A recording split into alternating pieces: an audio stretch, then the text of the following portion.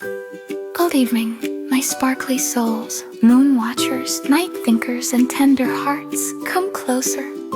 Yes, even closer than last time. Tonight's story is a little darker. Not scary, just Quieter. softer.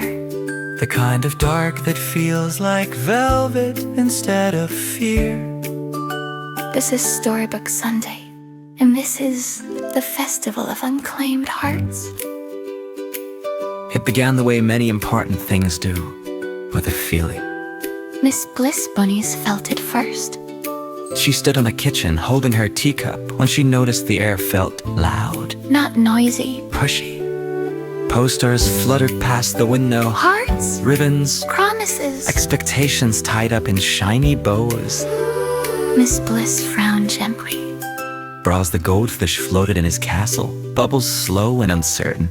I don't like this season, he bubbled. Everything wants something from you. Tom the cat sat on the kelder, grooming one paw aggressively. I refuse romance on a schedule, he declared.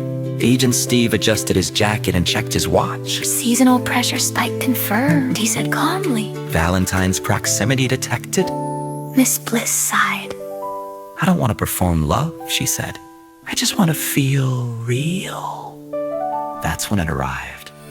A black envelope slid across the table on its own. No stamp, no address, just silver writing that shimmered like moonlight. Agent Steve opened it carefully. You are cordially invited, he read. To the Festival of Unclaimed Hearts, held tonight on the quiet side of the moon. Braz gasped so hard he met 3 bubbles at once. Tom's ears perked. Miss Bliss smiled. Well, she said softly, pulling on her cardigan. That sounds exactly right. A door opened, not outward, but inward, and they stepped into night. They arrived at a grand hall made of shadow and candlelight. Tall windows framed the moon, velvet drapes whispered. Lanterns glowed like patient stars. The sign hung above the entrance, written in silver ink. No kisses until the bell tolls at midnight under the moon. Maud as a role, as a kindness, as a pause, as permission to stay hall a little longer. Inside, guests drifted quietly. Some wore black lace, some wore deep reds and purples. Some wore nothing fancy at all. Just themselves. There were no couples required, no explanations demanded, no fixing allowed. Another sign read, Dancing optional, leaving early celebrated. Tom immediately put on a cape and announced himself master of ceremonies and snacks.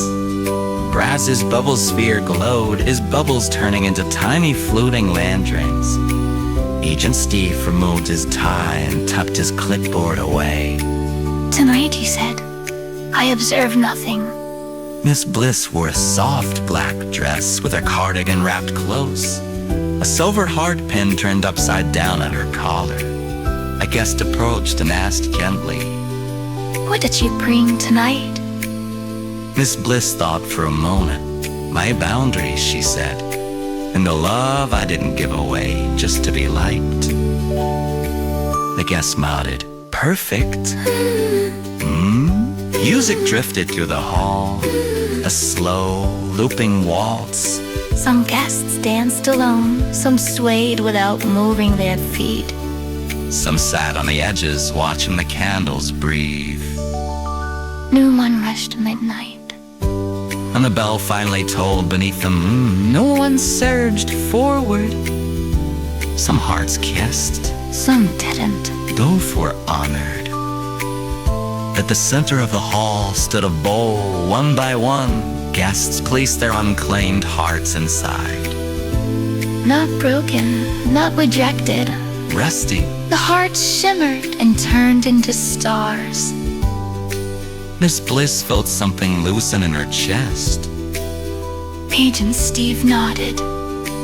Love conserved, he said. Not wasted. When the candles burned low, the hall faded gently. No fireworks. No grand finale. Just a final envelope left on the table. Inside, a single single sentence. You did enough. The door opened again. They stepped home. Everything looked the same. But it wasn't. Braz floated peacefully. Tom curled up without plotting chaos.